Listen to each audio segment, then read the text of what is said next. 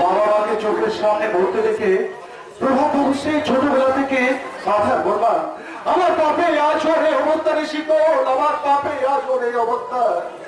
তুই যে তো পাপ করেছিস তার বিনিময়ে গণপতি বসানো তোর কি দিয়েছে? অনেক টাকা, অনেক টাকার শীতল। আর সেই সঙ্গে তার মাথাটাও বিক্রি করে দিয়েছে। আজ দ্রৌপদী দত্তের চৌপদের মনে পড়ে পুরনো সব দিনের কথা ভুলে গেছে গণপতি গোস্বামী। কিন্তু দ্রৌপদীকে আমার চায়।